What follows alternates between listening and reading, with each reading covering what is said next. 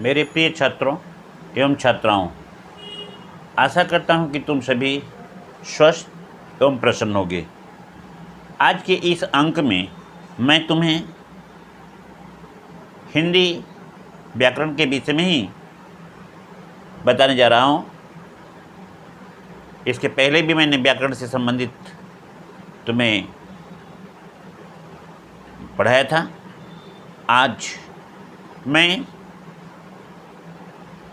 परीक्षा उपयोगी या परीक्षा में आने वाले कुछ ऐसे प्रश्नों का प्रतिदर्श बताने जा रहा हूं जो तुम्हारे लिए अति आवश्यक है।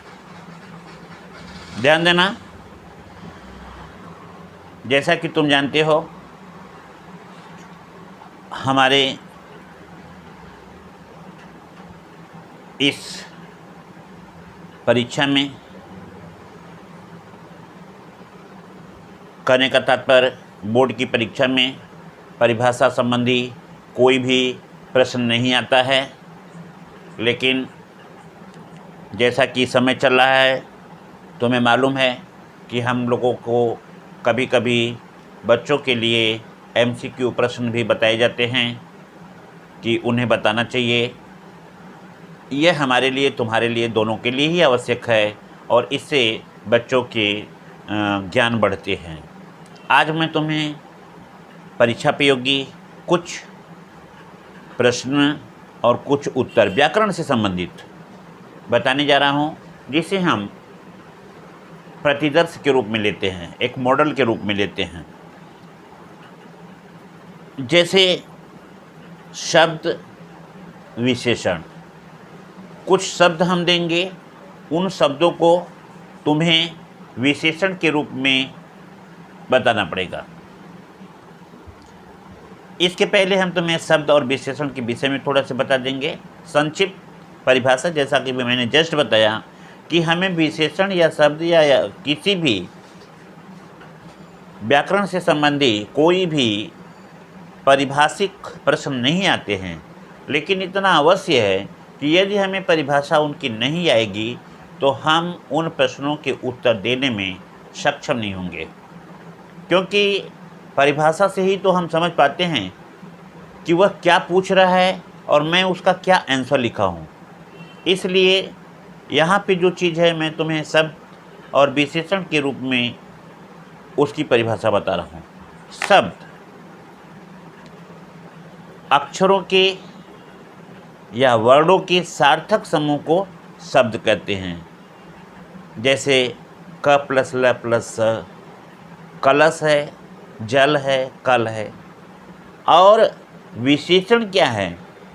किसी संज्ञा या सर्वनाम की विशेषता बताई जाती है, वह विशेषण होता है। तो अब हम तुम्हें कुछ शब्द बोल रहे हैं और उनका विशेषण भी बोल रहे हैं। जैसा पहले ही मैंने बता दिया है कि यह प्रतिदर्श प्रश्न के रूप में मैं तुम्हें दिखा रहा हूँ। यहाँ पे लिखे हैं, निम्नलिखित प्रश्नों का उत्तर निर्देशानुसार दीजिए। निम्नलिखित प्रश्नों का उत्तर निर्देशानुसार दीजिए। यह तुम्हारे बोर्ड परीक्षा में या परीक्षा में व्याकरण के चौथे प्रश्न के रूप में तुमको दिया जाएगा। अब जैसे लिखा हुआ है कुल, शब्द है कुल, क में छोटा होगा मात्रा ल। कुल शब्द का विशेषण तुम्हें बताना है, तो कुल शब्द का विशेषण कुलीन होगा। कुल शब्द का विशेषण कुलीन होगा। वर्ष शब्द है वार्षिक होगा।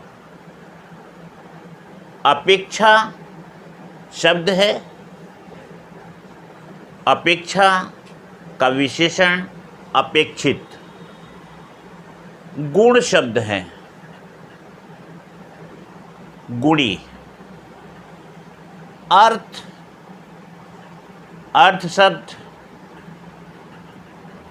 अर्थ, अब अर्थ शब्द है, इसका मीनिंग तुमको मालूम है। एक अर्थ का मतलब मीनिंग होता है और एक अर्थ का मतलब धन होता है। यहाँ पे अर्थ धन से संबंधित है, इसलिए अर्थ का आर्थिक, और कहा भी जाता है उसकी आर्थिक स्थिति अच्छी नहीं है या उसकी आर्थिक स्थिति बहुत ही अच्छी है। तो इस तरह से अर्थ का आर्थिक, प्रमाण, प्रमाणिक। श्रम, श्रम का मतलब होता है परिश्रम या मेहनत, और इस श्रम से बनेगा श्रमिक। ध्यान देना, यहाँ पे लोक शब्द दिया हुआ है। लोक, लोक माने क्या होता है? लोक माने संसार होता है। लोक का लौकिक, लौकिक का मतलब हो गया सांसारिक। लोक शब्द का यह लौकिक विशेषण शब्द हुआ, और इस तरह से तुम्हारा जो है लौकिक शब्द बन गया। इसके आगे है अंक। अंक मतलब चिन्ह होता है, अंक माने भाग भी होता है। तो अंक से अंकित, दोनों ही शब्द प्रचलित है और तुम दोनों ही शब्दों को जानते हो। उपेक्षा, उपेक्षा का मतलब होता है तिरस्कार करना। अब उपेक्षित माने तिरस्कृत।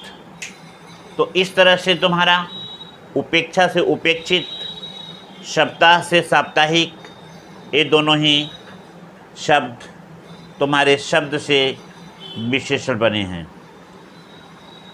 तो इस तरह से मैंने इस प्रतिदर्श का पहला रूप तुमको दिखाया शब्द और विशेषण के रूप में। अब दूसरा शब्द हम तुम्हें बता रहे हैं। दूसरा शब्द होता है निम्नलिखित शब्दों का पर्यायवाची शब्द लिखो। निम्नलिखित शब्दों का पर्यायवाची शब्द लिखो। जैसे आँख, आँख का पर्यायवाची क्या होता है, उसे हमको लिखना है परीक्षा में। कम से कम 2 शब्द लिखना है, क्योंकि 2 शब्द पर तुम्हारे आधे आधे अंक करके 1 अंक मिल जाते हैं। और यदि तुम जो है 3 ठो लिखते हो तो कोई फ़र्क पड़ने वाला नहीं है, लेकिन अंक तुम्हें मिलेंगे 2, अंक मिलेंगे तुम्हें 1, क्योंकि 2 ही पर जो है तुम्हारा जो है उसका चेकिंग होगा, परीक्षण 2 ही होगा। अब 3 अगर लिख देते हो तुम, तो अगर मान लो सपोज दैट तुम्हारा 1 ठो गलत होता है तो उसमें से एडजस्ट हो जाता है। इसलिए मैं बोल रहा हूँ कि 2 पूछता है लिखने के लिए। यदि तुम 3 भी लिख देते हो तो कोई फ़र्क नहीं पड़ता है।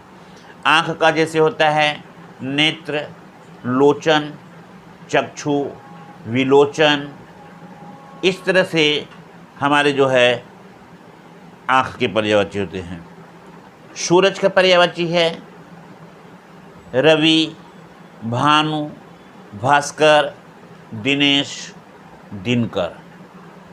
चंद्रमा को लेते हैं यदि हम, तो शशि, मयंक, राकेश, विधु इत्यादि। समुद्र को लेते हैं यदि हम पर्यायवाची में, तो जलधि, नीरधि, तोयधि, अम्बुधि, बारिधि, रत्नाकर। अगर हम बादल का पर्यायवाची कहते हैं तो जलद, अम्बुद, वारिद, इस तरह से मेघ, घन भी बोल सकते हैं। यहाँ पे मैं कुछ प्रतिदर्श के रूप में तुमको लिखा हूँ, जैसे गृह, घर, सदन, आलय।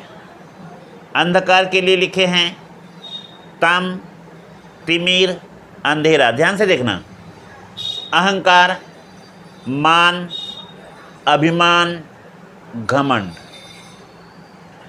अतिथि, अतिथि जिसे हम मेहमान के रूप में देखते हैं, तो मेहमान, आगंतुक, पाहुना। उसके बाद के मैं देख रहा हूँ अपमान। अपमान का निरादर, अनादर, तिरस्कार। इच्छा, आशा, अभिलाषा, चाहत इत्यादि। कृषक, किसान, खेतिहर, हलवाहा, ग्राम देवता। इसे ध्यान देना, कृषक के विषय में एक लाइन मुझे कविता याद आ जा रहा है, तो इसलिए तुम्हें थोड़ा मैं कविता बता दे रहा हूँ कि कृषक का कितना महत्व है। कवि शायद रामधारी सिंह दिनकर हैं या कोई अन्य है, उतना तो थोड़ा ध्यान नहीं आ पा रहा है, लेकिन बहुत ही बढ़िया उच्च विचार से लिखे हैं। कृषक को ग्राम देवता बोलते हैं। हे ग्राम देवता नमस्कार, हे ग्राम देवता नमस्कार। सोने चांदी से नहीं किया तुमने मिट्टी से किया प्यार, हे ग्राम देवता नमस्कार। तो कितनी सुंदर अभिव्यक्ति उन्होंने किसान के लिए कहा है कि किसान ग्राम देवता है, वह गांव का देवता है। वह अपने तथा अपने लोगों के लिए क्या क्या सुंदर सुंदर अच्छे अच्छे उपज देते हैं। रामकुमार वर्मा द्वारा लिखित यह कविता था, हे ग्राम देवता नमस्कार। सोने चांदी से नहीं किया तुमने मिट्टी से किया प्यार, हे ग्राम देवता नमस्कार। यदि हम और भी देखें तो इस कविता को कह सकते हैं, हे ग्राम देवता नमस्कार, हे ग्राम देवता नमस्कार। सोने चांदी से नहीं किया तुमने मिट्टी से किया प्यार, हे ग्राम देवता नमस्कार। जनकोलाहल से दूर कहीं एकाकी सिमटा सा निवास, रवि शशि का उतना नहीं कि जितना प्राणों का होता प्रकाश, हे ग्राम देवता नमस्कार। श्रम वैभव के बल पर करते हो जड़ में चेतन का विकास, दानी दानों में फूट रहे सौ सौ दानों के हरिदास। यह है न पसीने की धारा, यह है न पसीने की धारा, यह गंगा की है धवलधार, हे ग्राम देवता नमस्कार, हे ग्राम देवता नमस्कार। तो हमें भी अपने किसानों पर गर्व है और हम चाहते हैं कि हम सभी उन किसानों के प्रति कृतज्ञ बने।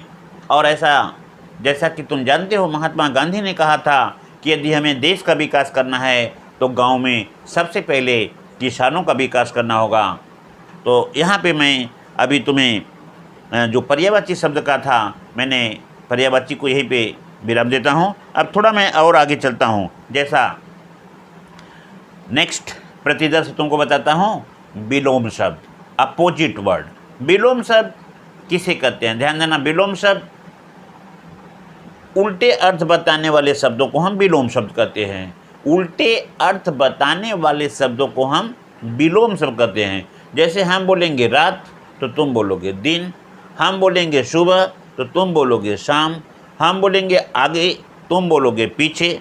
तो इस तरह से कुछ ऐसे शब्द होते हैं जो उल्टे अर्थ को प्रदर्शित करते हैं।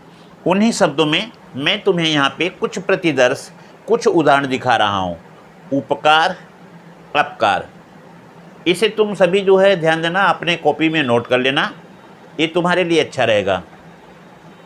उपकार, अपकार, कृतज्ञ, कृतघ्न, सपूत, कपूत, आशा, निराशा, अधम, उत्तम, अतिवृष्टि, अनावृष्टि। अतिवृष्टि का मतलब समझते हो,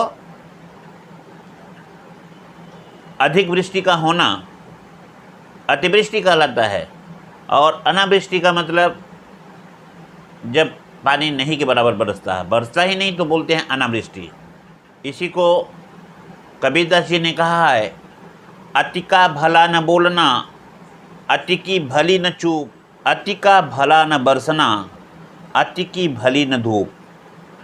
कहने का तात्पर्य है, नहीं ज़्यादा बोलना ठीक है और नहीं ज़्यादा चुप रहना ठीक है। नहीं ज़्यादा बरसना माने बारिश होना ठीक है और नहीं अत्यंत धूप होना ठीक है। इस तरह से यह तुमको विलोम शब्द विपरीत अर्थ बताता है, सुदूर सुदूर तक के विपरीत अर्थ को बताता है। कि एक तो वहाँ पे बताया बरसना, अति बरसना, और इधर बताया अति धूप, उधर बोलना अति बोलना, बहुत ज़्यादा बोलना, और इधर बोलना एकदम से न बोलना। तो इस तरह से यह विलोम शब्द था। चूँकि साहित्य है इसलिए तुम लोगों को बीच बीच में मैं थोड़ा सा बता देता हूँ कि तुम लोग भी साहित्य पढ़ते हो, तो यदि कोई व्यक्ति तुमसे कुछ कहे तो तुम भी अपने भावनाओं को व्यक्त कर सको। और कबीरदास जी के पद्य को मैंने तुमको पहले ही बताया था। तो इस तरह से कबीर चूँकि हमारे साहित्यकारों में से एक प्रमुख साहित्यकार, मुख्य साहित्यकार के रूप में माने जाते हैं, इसलिए मैंने उनकी थोड़ी सी दोहे की पंक्तियाँ जो है साखी से बता दिया। अब थोड़े से अमृत देख लो। यहाँ पे जो है विलोम शब्द में शब्द है अमृत। अमृत विष, अमृत का विलोम विष, अंधकार, प्रकाश, अपना, पराया, असाधारण, साधारण, रोगी, स्वस्थ, अनाथ, शनाथ, आदि, अंत। इस तरह से तुम्हारे ये विलोम शब्द का प्रतिदर्श मैंने तुमको दिखाया। अब इसके बाद जो प्रतिदर्श तुमको दिखाने जा रहा हूँ उसे ध्यान से देखना और अमल करना कि ये प्रतिदर्श जो दिखाए जा रहे हैं यह एग्ज़ाम में आ भी सकते हैं या ऐसे प्रतिदर्श तुमको लिखने के लिए मिल सकते हैं। मुहावरे। मुहावरे, सबसे पहले मुहावरे या मुहावरा किसे कहते हैं? मुहावरा अव्यय है जो अपने शब्दों के सार्थक अर्थ को छोड़ करके, अपने साधारण अर्थ को छोड़ करके जब एक विशेष अर्थ प्रकट करता है तो हम उसे मुहावरे के रूप में देखते हैं। यहाँ पे तुम्हें बता दे, एग्ज़ाम में तुम्हें मुहावरे को प्रयोग के रूप में तुमको दिखाना है। प्रायः मैंने देखा अर्थ नहीं देना पड़ता है, लेकिन यदि हम अर्थ को समझे रहेंगे तो मेरा समझ में अच्छा आएगा। यहाँ पे मैंने कुछ मुहावरों को लिखा है और तुम्हें ऐसे बता रहा हूँ। अगर मगर करना, ध्यान देना, दिखाई दे रहा है? तो अगर मगर करना इसका मतलब होता है टाल मटोल करना। मोनू ने सोनू से कुछ रुपए मांगे पर सोनू अगर मगर करने लगा। दूसरा है दिन फिरना। दिन फिरना का मतलब होता है दिन बदलना।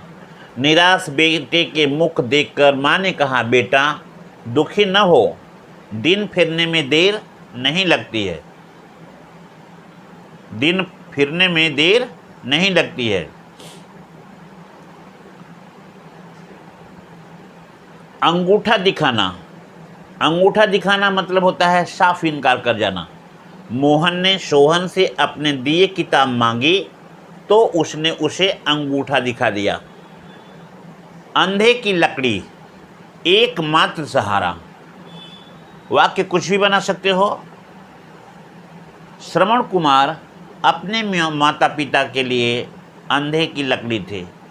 या तुम बोल सकते हो मोहन अपने माता पिता के अंधे की लकड़ी है। वाक्य जैसा भी हो तुम अपने हिसाब से बना सकते हो, लेकिन मुहावरे से संबंधित उसका जो है वाक्य प्रयोग होना चाहिए। अपना उल्लू सीधा करना, इसका मतलब होता है अपना काम बनाना। बोल सकते हो चुनाव जीत जाने के बाद मंत्रीगण अपना उल्लू सीधा करने में लग जाते हैं और अपने वादे को भूल जाते हैं। आटे दाल का भाव मालूम होना, मतलब आटे दाल का भाव मालूम होना, इसका मतलब होता है महसूस करना। मदन को पिता की मृत्यु के बाद जब घर का खर्च संभालना पड़ा तो उसे आटे दाल का भाव मालूम हुआ। कमर टूटना, निराश होना, पुत्र की मृत्यु का समाचार सुनकर मोहन के पिता की तो मानो कमर ही टूट गई। लास्ट, गुदड़ी के लाल। गुदड़ी के लाल इसे कहते हैं साधारण में विशेष। साधारण में विशेष। लाल बहादुर शास्त्री गुदड़ी के लाल थे। लाल बहादुर शास्त्री गुदड़ी के लाल थे। अब यहाँ पे मैं तुमको थोड़ा सा 2-4 ठो बता रहा हूँ। भाववाचक संज्ञा बनाइए। शब्द दिया हुआ है, भाववाचक संज्ञा बनाएंगे। ईमान से ईमानदारी, अहम अहंकार, सफ़ेद सफ़ेदी, युवा यौवन, हिंसक हिंसक हिंसा, जागना जागृति, मानव मानवता, सफल सफलता, कुमार कौमार, ईश्वर ऐश्वर्य, अतिथि आतिथ्य, विधवा वैधव्य। तो इस तरह से तुम्हारे भाववाचक संज्ञा हुआ। अब तुम्हें इस प्रतिदर्श में लास्ट बताने जा रहा हूँ। वाक्य परिवर्तन करो। कोष्टक में दिए गए निर्देशानुसार, कोष्टक में कुछ दिया रहेगा, उसे तुम देखोगे, उसको पढ़ोगे। जैसे पढ़ने लिखने में वह बालक इतना तेज नहीं था।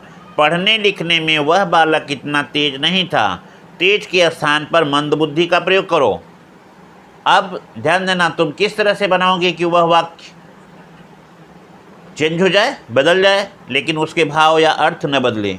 तो मैंने लिखा पढ़ने लिखने में वह बालक मंदबुद्धि था।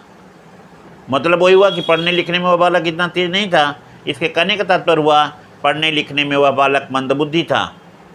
अब बच्चे घर पहुँचे।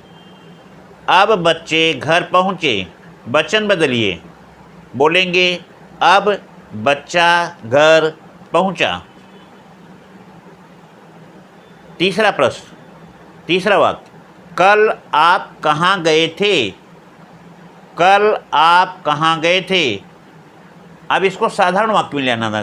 कल आप कहाँ गए थे, यह प्रश्नवाचक वाक्य है। जब वाक्य पढ़ाएंगे तो हम तुमको बताएंगे वाक्य के भेद में। तो यहाँ पे है कल आप कहाँ गए थे, इसका होगा आप कल गए थे। लास्ट, मुझसे कोई बात कहने में संकोच न करें। रेखांकित शब्द के लिए एक शब्द का प्रयोग करना है। रेखांकित शब्द मैंने यहाँ पे संकोच न करें हैं। इसको तुम अब लिखोगे कैसे, मुझसे कोई बात कहने में संकोच न करें। बोलोगे मुझसे कोई भी बात निसंकोच करे। तो मेरे प्यारे बच्चों, आज का यहीं पे यह अंक तुम्हारा प्रतिदर्श का समाप्त हुआ। आशा करता हूँ कि सभी बच्चों को ध्यान से यह दिखाई दिया होगा, सुनाई दिया होगा और समझ में भी आया होगा। जिन बच्चों को इसका नोट चाहिए वे बच्चे नोट ले सकते हैं। लिंक डिस्क्रिप्शन में दिया गया है, जाकर डाउनलोड करेंगे, मिल जाएगा। थैंक यू, धन्यवाद।